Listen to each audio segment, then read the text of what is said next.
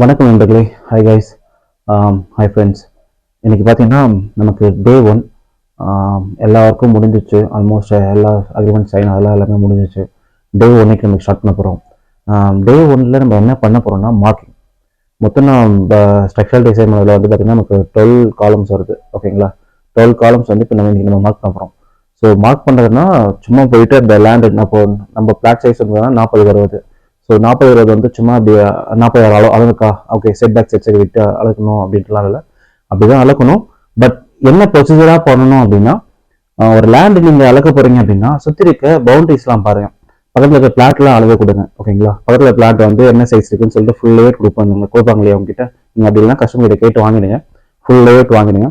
Layout வாங்கிட்டு பக்கத்தில் அதாவது நம்ம பக்கத்தில் இருக்குன்னா லெஃப்ட் ஹேண்ட் சைடில் ஓகேங்களா, அதாவது கிழக்கு பக்கமோ இல்லை வடக்கு பக்கமோ இல்லை மேற்கு பக்கமோ சுற்றி பவுண்டரி இருக்காங்க இல்லையா, அந்த பவுண்டரிலாம் வந்து கரெக்டான பிளாட் சைஸ், நம்ம பிளாட் சைஸ் போக 40 சைஸ் போக மிச்சம்லாம் அவங்க பிளாட் சைஸ் வந்து 40 இருக்கா, அதுக்கு பக்கத்தில் பிளாட் சைஸ் வந்து 40 இருக்கா, இந்த பக்கம் ரோடு நமக்கு கரெக்டாக இருக்கா, ரோடு வந்து கரெக்டாக 25 ஃபீட்னா 25 ஃபீட் இருக்கா, 25 ஃபீட்னா 25 ஃபீட் இருக்கா, அதே மாதிரி பேக் சைடில் அவங்களுக்கும் 40-60 கரெக்டாக இருக்கா, அதே மாதிரி லெஃப்ட் ஹேண்ட் சைடில் அவங்களுக்கும் 40-60 அது அவங்க பிளாட் சைஸ் என்னவோ அதுக்கேற்ற மாதிரி என்னென்ன சைஸில் இருக்குன்னு சொல்லிட்டு எல்லாமே கரெக்டாக இருக்கான்னு செக் பண்ணிக்கணும். அதுதான் மார்க்கிங் முக்கியமானது.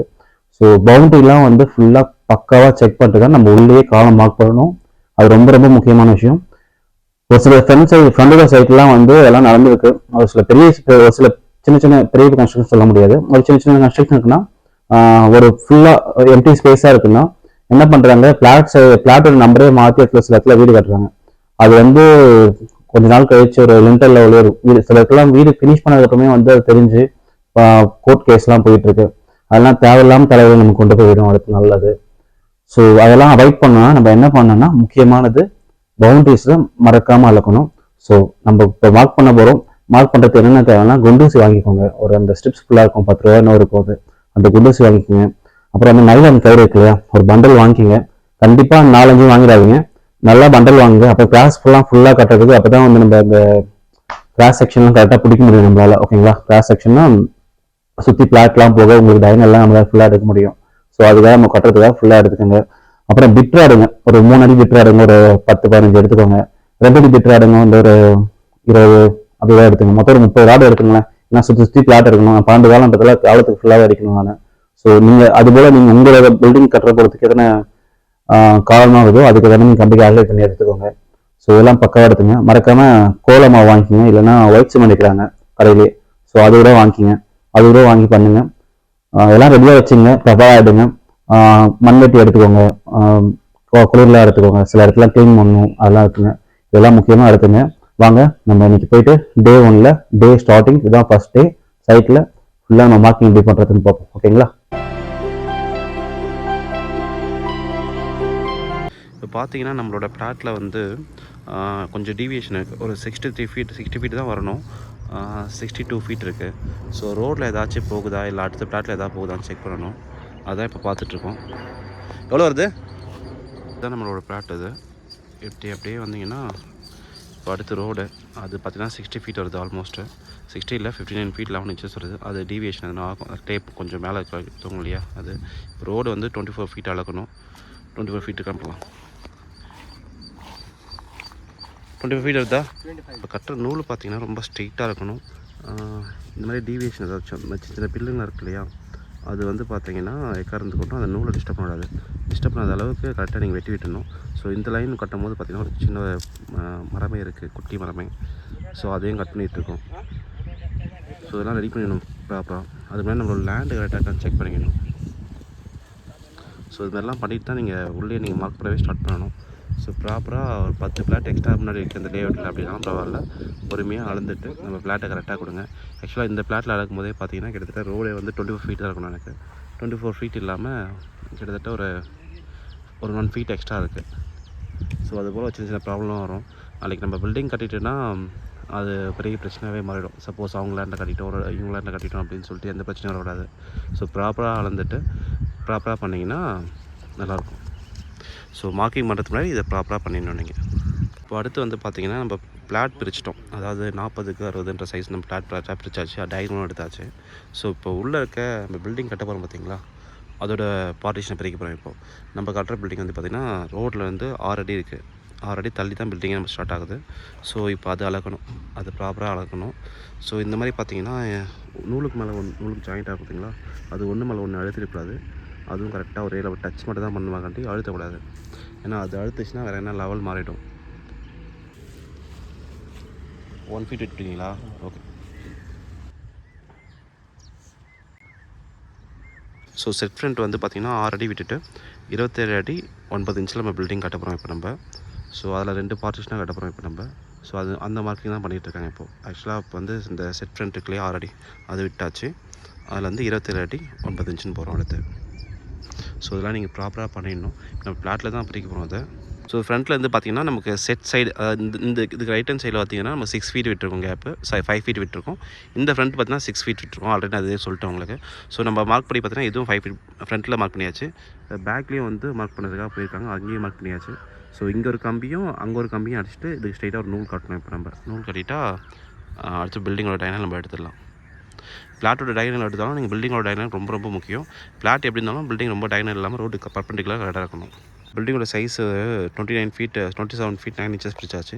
ஸோ இப்போ அங்கேருந்து பார்த்தீங்கன்னா இப்போது 33 வச்சுருக்கோம். 33லேருந்து 2 ஃபீட் தான் நமக்கு செட் சைடு. ஸோ அதுவும் கரெக்டாக வந்துச்சு அளந்து பார்க்கும்போது. ஸோ ஃப்ரண்ட்டில் இப்போ செக் பண்ணிகிட்ருக்காங்க.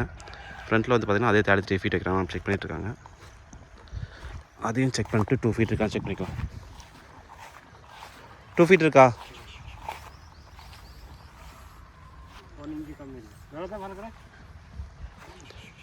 1.5 இன்ச்சு கம்மி இருக்குது. 1.5 இன்ச்சா? ஓகே. டேப் படிக்கும்போது மாறிட்டுருக்கோம். ஸோ கல்லுக்கு ஏற்ற இந்த கல் இருக்குல்லையே அதுக்கு தம்பி தள்ளி போயிட்டுருக்கோம். சரி ஓகே கட்டு. 33 கரெக்டாக இருக்காண்ணா?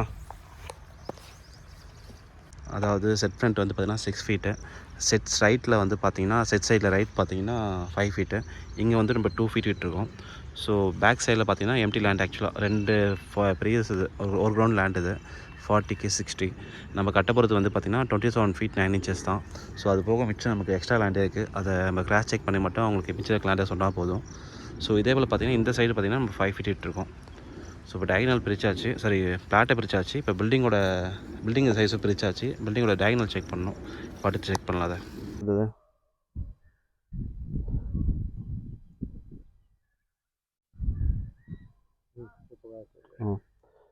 கரெக்டாக குண்டூசியில் வந்து 44 அடி 1 இன்ச் வரணும். அது நமக்கு கரெக்டாக வந்துருக்கு. குண்டூசி பார்த்தா தெரியும் உங்களுக்கு. இது இந்த கிராஸ். இப்போது அந்த சைடும் இந்த சைடும் வந்து சேமாக வருதான்னு செக் பண்ணணும். நம்ம இந்த டயகனல் வந்து செக் பண்ணிக்கலாம். அங்கே வந்து 44 இன்ச் 1 இன்ச் வருதுன்னு பார்ப்போம். இந்த குண்டூசி பார்த்தீங்கன்னா தெரியும் உங்களுக்கு. குண்டூசியில் கரெக்டாக 44 அடி 1 இன்ச் வருது. இப்போ அப்படின்னா டயகனல் கரெக்டாக இருக்கும் அர்த்தம். ஓகேங்களா? ஸோ இப்படி தான் நம்ம வந்து பார்த்திங்கன்னா டயகனல்லாம் செக் பண்ணணும். இப்படி பண்ணால் மட்டும் தான் கிராஸ் செக்ஷன் உங்களுக்கு கரெக்டாக இருக்கும். பில்டிங்கும் வந்து எந்த கோர்ஸும் இல்லாமல், ரோடு கோர்ஸும் இல்லாமல் கரெக்டாக உங்களுக்கு கிடைக்கும். ஸோ இந்த வழி நீங்கள் கரெக்டாக பார்க்குங்க. என்ன தான் நீங்கள் பில்டிங் ஹைஸை நீங்கள் ரெக்டாங்கிள் ஷேப்பில் நீங்கள் வச்சாலும் அதோட டயகனல் வந்து கரெக்டாக இருக்கான்னு செக் பண்ணால் 2 பக்கமும் கிராஸ் செக் பண்ணுங்கள். அதாவது இந்த மூலையிலேருந்து அந்த மூலை வரைக்கும் நீங்கள் கரெக்டாக செக் இந்த மூலையிலேருந்து இந்த மூலை வரைக்கும் பார்த்தீங்கன்னா நீங்கள் கரெக்டாக செக் பண்ணிட்டு இப்படி அந்த கார்னர்லேருந்து இந்த கார்னர் வரைக்கும் கரெக்டாக இருக்கான்னு செக் பண்ணிங்கன்னா ஒரே சேம் மெஷர்மெண்ட் வரணும். ஸோ சேம் மெஷர்மெண்ட் வந்துச்சுன்னா தான் அந்த பில்டிங் வந்து ஸ்கொயராக இல்லை ரெக்டாங்கிள் ஷேப்பில் கரெக்டாக இருக்குது, எந்த ஒரு கோர்ஸும் இல்லாமல் அர்த்தம்.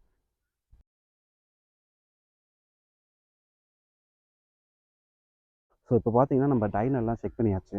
ஸோ டயகனல் செக் பண்ணதுக்கப்புறம் நம்ம காலம் மார்க்கிங் பண்ணணும். ஸோ நான் இப்போ பில்டிங் பிளான் பண்ணதில், ஸ்ட்ரக்சரல் பிளான் பண்ணதில் 12 காலம் வருது. ஸோ அந்த 12 காலமும் வந்து இதுக்கப்புறம் செக் பண்ணணும். செக் பண்ணிட்டு அதை கரெக்டாக மார்க் பண்ணிடணும். ஸோ அதுக்கான கோல மாவு, அதாவது இப்போ ஒயிட் சிமெண்ட்டு இதெல்லாம் எடுத்து வச்சாச்சு. ஸோ ஒயிட் சிமெண்ட் பதிலாக நான் கோல மாவு வாங்கிட்டேன்.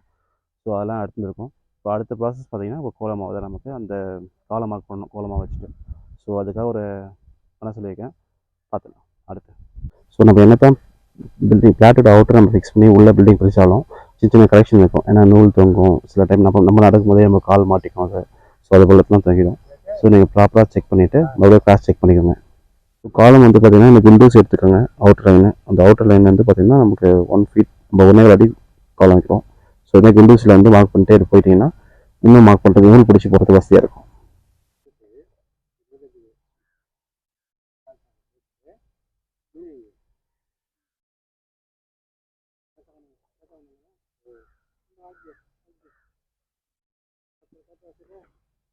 நெக்ஸ்ட் அதுவும் 14 feet 7.5 inches தான்.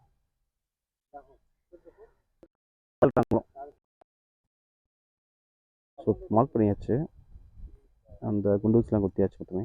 ஸோ இந்த குச்சி வச்சு நான் ஆல்ரெடி அளந்துட்டு இருக்கப்போ இந்த பக்கம் இது இங்கே போட்டிருக்காங்க பார்த்தீங்களா, இந்த இடத்துல இந்த பக்கம் மாதிரி அப்படி கொஞ்சம் ஒரு பாயிண்ட் மட்டும் வச்சுட்டு அப்புறம் ஸ்ட்ரெயிட்டாக நம்ம எடுத்துட வேண்டியதான். ஸோ இந்த மாதிரி காலம் வந்து போட்டு மார்க்கில் சுற்றி, அதாவது பவுண்டரி சுற்றி காலம் மார்க் பண்ணதுக்கப்புறம் என்ன பண்ணணும்னா சென்டருக்கு காலம் வந்து எப்படி மார்க் பண்ணணும்னா, ஸோ இந்த லைன் பார்த்தீங்களா, இந்த லைன்,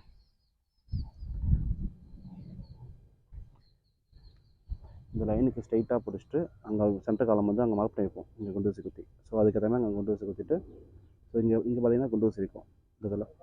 ஸோ அது ஸ்ட்ரைட் பார்த்தீங்கன்னா அங்கே ஒரு குண்டு ஊசி இருக்கும். அது ரெண்டுத்துக்கும் கையில் பிடிச்சிங்கன்னா சென்டர் காலம் வந்து ஈஸியாக மார்க் பண்ணிடலாம். ஸோ அதுக்காக அங்கேருந்து இங்கே ஒரு நூல் அடித்து, இங்கேருந்து அங்கே ஒரு கம்பி கட்டி அது நூல் அடிக்கணும்னு எந்த அவசியமும் இல்லை. ஸ்ட்ரைட் லைன் அழகாக எடுத்துடலாம். ஸோ இதில் பார்த்தா அவங்க நல்லா தெரியும். ஸோ இந்த வாக்கை இருக்கு இல்லையா, இதில் வந்து அப்படியே ஸ்ட்ரைட்டாக போனீங்கன்னா அங்கே இருக்கும்.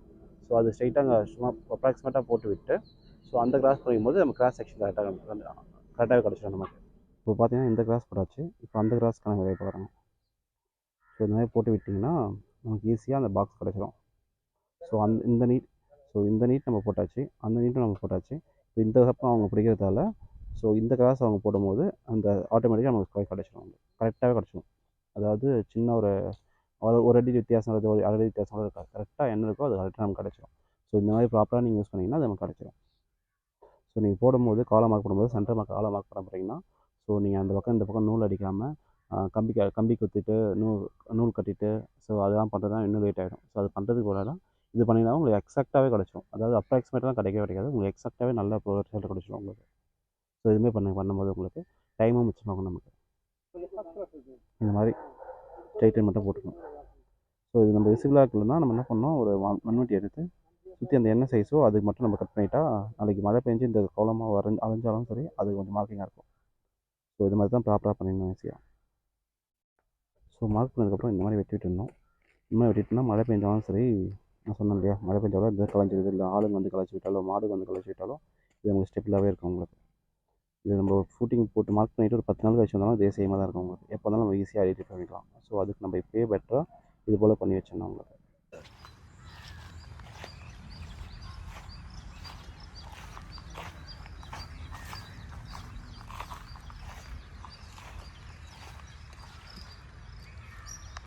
ஸோ இப்போ பார்த்தீங்கன்னா டே 1 மார்க்கிங் இதோட முடிஞ்சிருச்சு. மார்க்கிங்லாம் ஃபுல்லாக பண்ணி முடிச்சாச்சு. இதோட நாளைக்கு ஜேசி வர சொல்லிட்டு எக்ஸ்பெக்ட் பண்ணிடலாம். இங்கே வந்து பார்த்தீங்கன்னா கொஞ்சம் லூஸாக இருக்கலாம் சாயில். சுண்ணாம்பு வரைக்கும் கொஞ்சம் வர வரைக்கும் எடுத்து ஆகணும். அந்த கால்சியம் சாயில் சொல்லுவாங்க. ஸோ அது கொஞ்சம் ரஃப்பாக இருக்கும், அது வரைக்கும் எடுக்கலாம். இல்லைனா 6 ஃபீட் எடுத்துகிட்டு கீழே நல்லா பிசிசி கொஞ்சம் ஹெவியாக கொடுத்துக்கலாம். ஸோ டே 1க்கான வீடியோ இதோட முடியுது. இந்த பார்த்தவங்களுக்கு ரொம்ப தேங்க்ஸ். இதுக்கப்புறம் நிறைய வீடியோ நம்ம டே 1, டே 2, டே 3 அப்படின்னு சொல்லிட்டு எதெல்லாம் முக்கியமான வேலை இருக்கோ அதெல்லாம் ஃபுல்லாக இந்த சைட் இப்போ ஸ்டீப் சைட் வந்து பார்த்திங்கன்னா ஸ்டார்ட் பண்ணும்போது என்னென்ன சொல்கிறோம், என்னென்ன ஸ்டார்டிங் வந்து ஃபுல்லாக்கி ஹேண்ட் வரைக்கும் என்னென்ன வீடியோ போடணுமோ எல்லா உங்களுக்கும் வீடியோ போடலாம். ஸோ புதுசாக வீடு கட்டுறவங்க, மேஸ்திரி துணை இல்லாமல் மின்சார துணை இல்லாமல் பண்ணுறவங்களாம் இதை பார்த்தீங்கன்னா நீங்கள் இதையே நீங்கள் பார்த்து நீங்கள் ஈஸியாக கட்டிக்கலாம். ஸோ அந்த அளவுக்கு நான் உங்களுக்கு சொல்லித்தரேன்னு நினைக்கிறேன். ஏன்னா இது ஃபஸ்ட் டைம் நான் சைட்டில் இந்த வீடியோ எடுத்து போடுறது. ஸோ கொஞ்சம் பேசுறதுலாம் கொஞ்சம் ஃபாஸ்ட்டாக இருக்கும். இதுக்கப்புறம் வர வீடியோவில் நான் கொஞ்சம் அதெல்லாம் பார்த்து பேசிக்கிறேன். கொஞ்சம் அது மட்டும் கொஞ்சம் அட்ஜஸ்ட் பண்ணிக்கோங்க. ரெகுலராக நம்ம வீடியோ இருக்கும் பாருங்கள், சப்ஸ்கிரைப் பண்ணுறேங்க, நம்ம வீடியோ லைக் பண்ணுங்கள், சப்ஸ்கிரைப் பண்ணிட்டு பெல் ஐக்கான எதோ சொல்லுவாங்க இல்லையா, அதையும் பண்ணிவிடுங்க. அதையும் பண்ணிங்கன்னா உங்களுக்கு டெய்லியும் நான் போடுற வீடியோ வந்து உங்களுக்கு வரும், நீங்களும் பார்க்கலாம். ஓகேங்களா?